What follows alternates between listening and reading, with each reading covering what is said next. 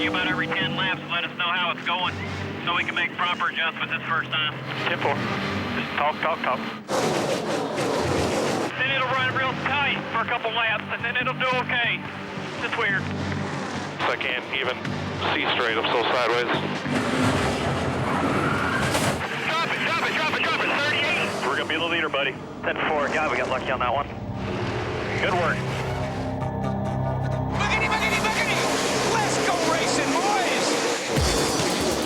NASCAR, one of Uncle Sam's premier sports that over 60 years has evolved into the world's biggest, most successful kind of sedan-based motor racing. There is nothing quite like it. The speed, the spectacle, and the intensity of the competition. The stars NASCAR has created are a unique breed. Most are hardcore racers who remain true to their speedway roots. It's an exclusive club where membership is earned and prior achievements mean almost nothing. Some Australians have tried to break in over the years, like the legendary Dick Johnson and Alan Grice, but none have made the same impression as Marcos Ambrose. Marcos Ambrose goes to victory lane for the first time in his career at Watkins Glen. Man, it just feels so good to get that off my back. You know, I've come so far for this, and I've never won in America. It just feels so good.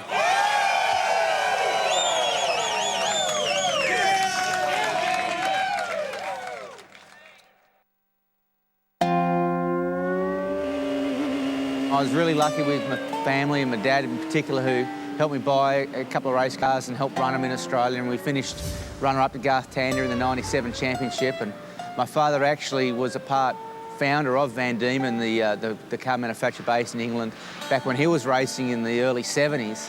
And so he renewed some old friends and some ties and got us a chance to get over there. And I just went across just to do 12 months, just to race, to see how far and how good I was, and whether I could learn, you know, whether I could actually cut it. And so we went across there, and I just took it race by race and didn't really expect to last more than half a year or 6 months, and just kept going, you know. And we had some tough times over there. I made some bad choices on who I drove for. I made some bad choices on what I needed to focus on. But, you know, all said and done, I got through a European stint of about 4 years, learned an awful lot, and came home and was able to apply what I'd learned. It was really my university degree, but there was no master plan, there was no vision. You know, I was racing against guys like Danny Weldon and Jensen Button, who had management companies behind them, they had financiers behind them. You know, they were all set, they were getting paid, they were in the gym, you know, locked in, they had cars given to them, they had everything planned out 3, 4, 5 years in advance. And so I didn't have that, but I saw how it was done and really learnt off them how you should really approach it.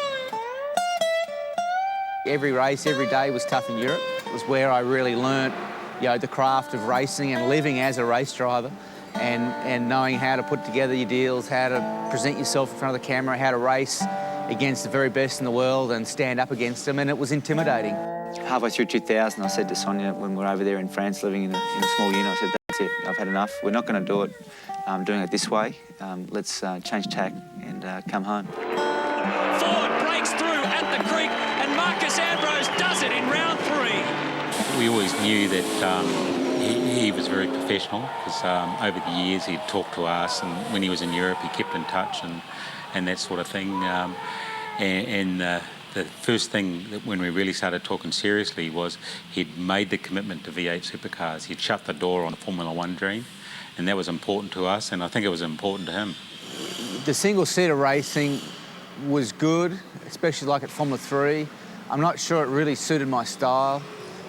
You know, I came back into Australian V8 supercar and it clicked. You know, I'm used to, you know, driving around on country Tasmanian roads and, you know, dirt and heavy cars rolling around and not handling that well, and sort of V8 supercar really fitted that mould. You know, once I got used to the power and I get used to the stopping power of a V8 supercar, which are both very impressive, the rest was very natural.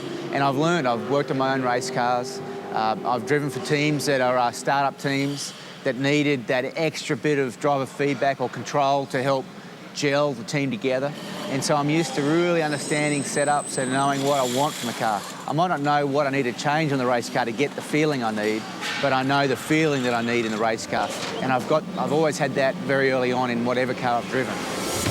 It's a drag race. Ambrose moves over on him. Scaife may just have enough. No, he doesn't. They touch. Oh, they touch big time. We're running into our 5th year with the Stones. You know, you got to keep things fresh. What were we going to do? Were we going to make a change, go somewhere else and probably not go as well? Was I getting frustrated with the sport? I felt a bit closed in. Yes, I was. I was getting picked on a little bit. You know, people were getting the wrong impression of what I was all about. So, you know, forget the stature of being the champion. Forget about, you know, the paychecks coming in the door. For me, it's not about that. And so I was looking for a change. I don't know, with decisions like that in the racetrack, I get a stop-go penalty and then get knocked off in the first corner, I'm almost pleased I'm leaving the series because, you know, we're not going to lose this championship. We're going to get it taken away from us. Ambrose has had a massive shunt. Ambrose has had a massive shunt. So Greg Murphy's involved. More cars. The track is jammed. The track is jammed. And watch this. Look at these guys. It's on. Murphy and Ambrose. These two do not like each other, and they are going to have some serious words. If he had carried on in V8 racing, he would have probably needed to have a year off, I think. And so he either needed to do that or have a break. But once he was still under contract when he talked about going, and we released him. And it was no use us driving here for us under contract if his heart or his soul was in NASCAR racing and in the next step in his career. The ride had been good for him and it had been good for us. So it was really easy to support him to make that move. You know, there were consequences. Obviously, you know, a lot of Australian fans were disappointed. The series was pretty miffed at the time. You know, champion saying that he was going to leave the sport, whatever. But, you know, for me, my choice, my family's choice, I think it was the smart one and the right one, and it's paying off. You know, I think now I'm probably a better driver now than what I was in 2005. So, you know, I've got a few years of good racing left, and I just wanted to make every season a memorable one, and I don't want to have any regrets. So, you know, when things, they weren't pear-shaped down there, but, you know, I was getting a bit boxed in, a bit frustrated, so I thought, well, I'll make a switch and come across here and treat it like a holiday. Just get away from Australia again for a while, try something new, try a different form of racing. And I honestly expected it to last 6 months. You know, I'll come across here, test a few cars, do a few races and go home. But I haven't gone home yet. You know, I've just kept progressing and kept moving forward, and it's been a great story.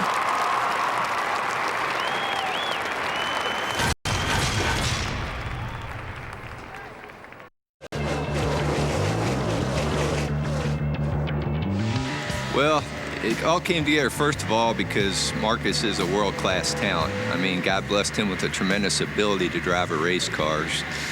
We first met in Indianapolis 4 years ago. He just walked up to me in a Ford Suite and introduced himself, and we started talking, had a pleasant chat for about a half hour. I was not a V8 supercar fan, I'm ashamed to say, so I did not know who Marcus was at the time. I went back to my motorhome, looked him up on the internet, and realized that he was a great talent and one of the world-class drivers. So obviously the next time I spoke to him, we talked a little bit more business than we did the first time, but he was bold enough to walk up and introduce himself, and we took it from there.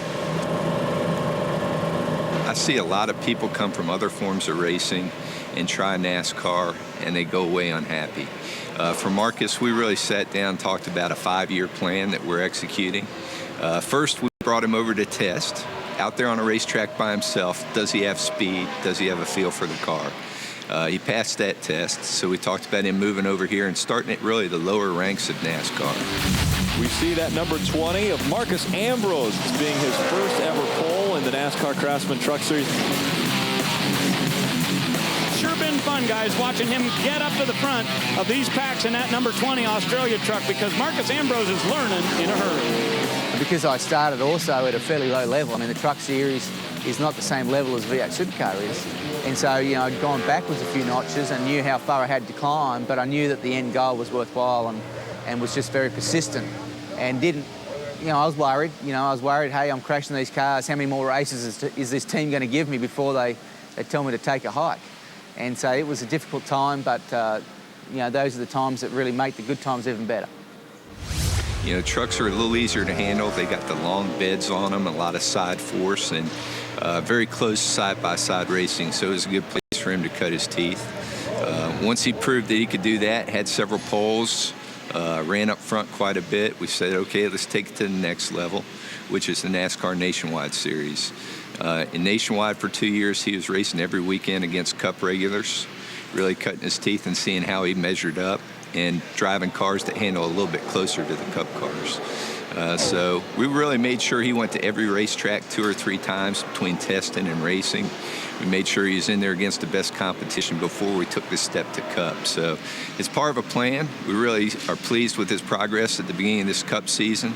He's doing way exceeding expectations, and but we fully expect by the end of this 5-year plan for him to be a force to be reckoned with and running up front and winning races. Well, I'm a proud Australian, first off, and I'm proud Tasmanian too. And I love my country. I love our culture and way of life. But until I really got to Daytona week, when everyone started talking about, hey, you're the first Australian in it, it just never even crossed my mind. Because I just feel like I'm one of 43 guys out there trying to compete, and that I'm not really boxed in as an Australian. I'm boxed in as a racing driver in the 500, and we're in the biggest stage in American racing. It was fun, but it soon left my mind as soon as I put my helmet on and had to switch into race mode.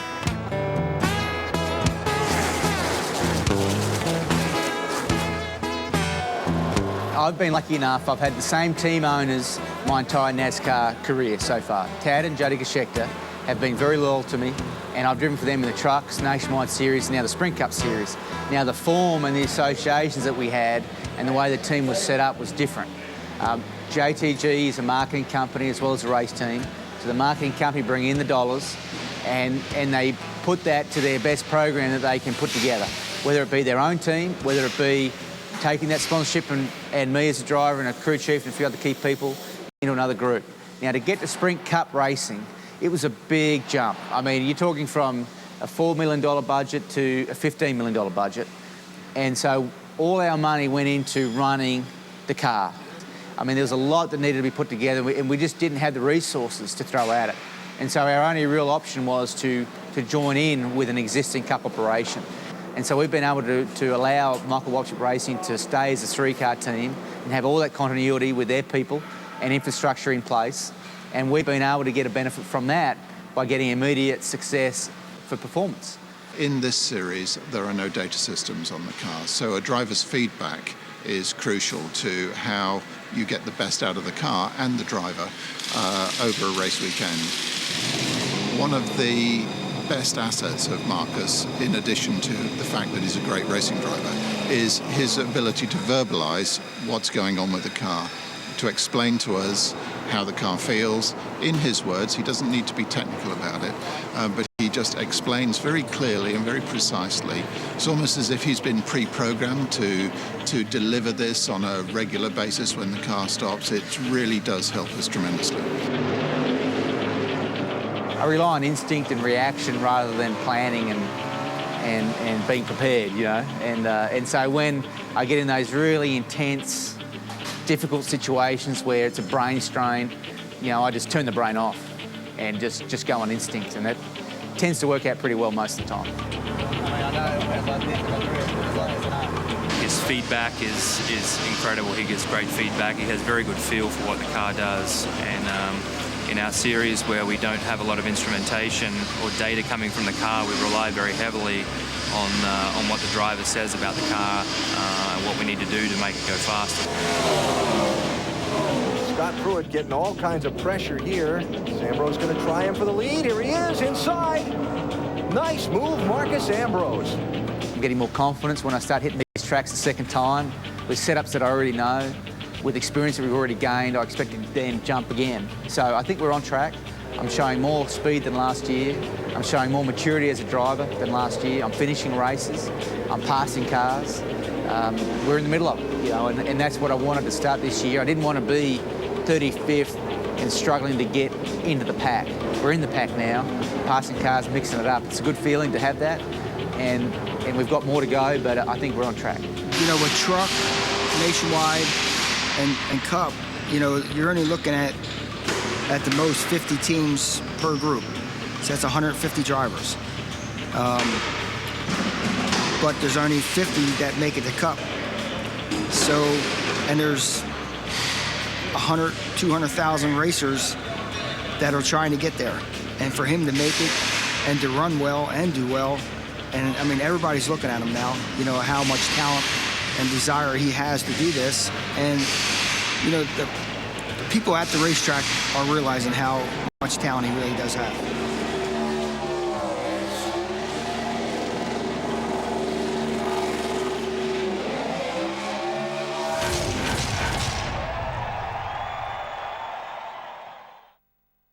Thank you very much. Did you lose your mommy, little boy?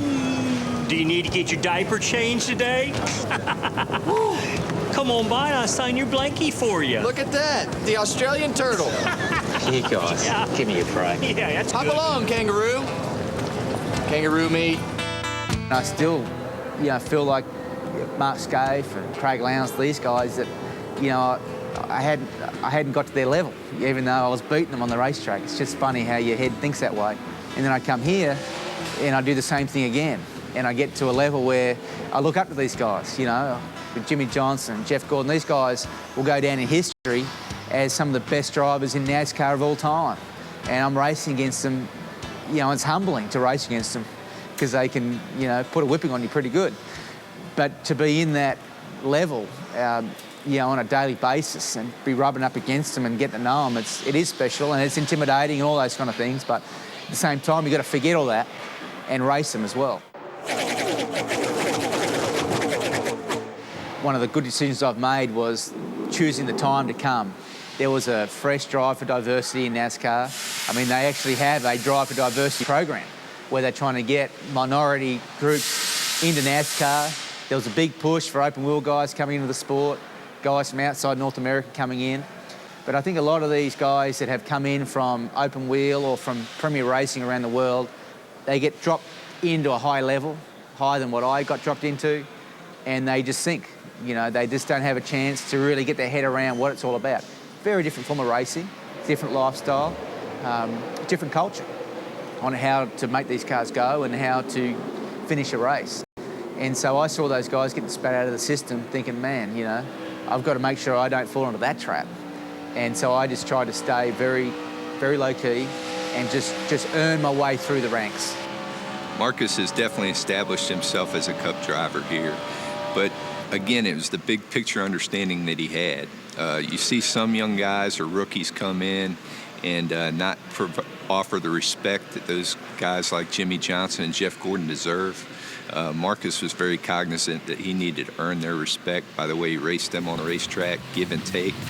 And he's done that, so he's earned the right to be there, and certainly it seems like his peers embrace him now. He's part of the culture.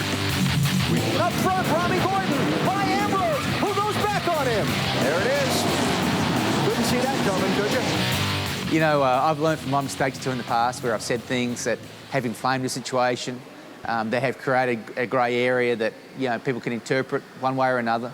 I mean, it was pretty black and white. You know, Robbie took me out because he was mad at himself, mad at NASCAR and mad at the world. It had nothing to do with me personally, so I just walked away, and I still do that right now. I walk away and just let it be. I mean, Robbie is a unique guy. I'm racing against him every week now, so, I mean, why carry over something from the past that long ago and perhaps start a new feud or conflict that's going to, you know, cause trouble. You knew that there was going to be an attack from Robbie Gordon, the 50. Yeah, I'm devastated. You know, I promised myself when I came to NASCAR that I've been given such a chance that even if I have the worst day, I'm not going to be mad. And I'm not mad, I'm just disappointed, you know. I feel bad for Kingsford Ford, my team, you know, it's just this close, you know. An amazing attitude for a guy who's had the heartbreak of the day. I am so committed to not being labelled a road course experienced veteran road ring or whatever you want to call them. You know, I've come here to race ovals, and I want to be good on the ovals, and I want to make a career out of oval racing. And we've got to string together not just top 10 speeds or qualifying the top 10, we've got to deliver those top 10 results. And I'm getting closer. The team's getting closer. We're gelling as one. I think it's coming. And I want to be known as Marcos Ambrose, the NASCAR driver. a complete driver, you know, and not many people have been able to make that transition. He's definitely learning the discipline. For me, about a year and a half ago, I saw him start changing lines throughout a race. You know, the cars don't handle perfectly throughout a tire run, and the great drivers are able to look around on the racetrack for grip and change their lines to be as competitive as possible throughout a run. And the light bulb came on for him on that about a year and a half, 14 months ago, and he's really progressing fast now. I'm racing every weekend. Every race spends about $500,000 US to turn up and compete. If you crash out in the first lap, I've got my own career to worry about. I've got the sponsors to worry about and the people that put their hand up to give me the chance to drive that car. Their jobs are on the line. And when you drive one of these Cup cars, it's not about, you know, I just have to make it to the finish and I'll do okay. Every lap, you've got to run to the very edge. It's a very fine line between success and disaster. Very fine line. Marcos Ambrose trying to brake on the outside. He's going to lose a spot. I guess all of my friends from home will tell you I was pretty much a pushover in anything else but racing. You know, I'm not out there as a person, really. I'm not aggressive, I'm passive when it comes to just living life in general, but when I strap my helmet on, I change, you know, and I am in control. And I'm at this point in my career where I really have to keep toning it down. You know, I've got to tell myself every time I strap in that race car, every time I get ready to race, just keep a lid on it. Don't get out of control here, especially in Sprint Cup Series, because there are 1,000 ways to not finish the race. And over-aggression is a primary concern when you're out there of damaging your car early, getting yourself in trouble, putting yourself in bad positions, just being too aggressive. So I'm learning to control it. And more in this form of racing than any other. Really in V8 Supercar, it was like get it done for 3 or 4 laps and then it was control. Where here, it's really control up until the last, you know, 20, 30 laps. Marcos Ambrose runs in third.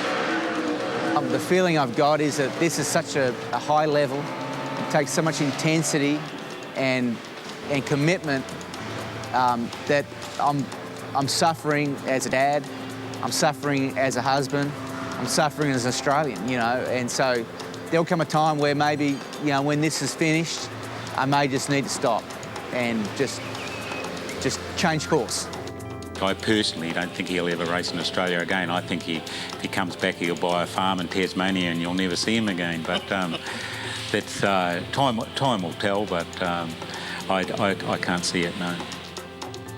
Depends how long this lasts, but I might say that, you know, if I can survive here for 3, 4 years, it may be enough. It may satisfy that desire in my stomach and I'll be able to, you know, walk away a happy man.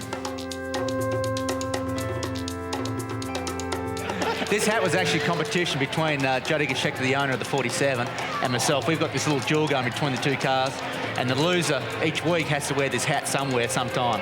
I actually won this week, but she refused to come down here in the crowd. So I'm actually throwing her to the wolves right now. Have you ever got Chip Warren, your PR guy and team manager, to get him to do it? Well, he can't even understand what I'm trying to tell him. So I got no chance. Hey, he used to work for NASCAR. What do you expect? Yeah.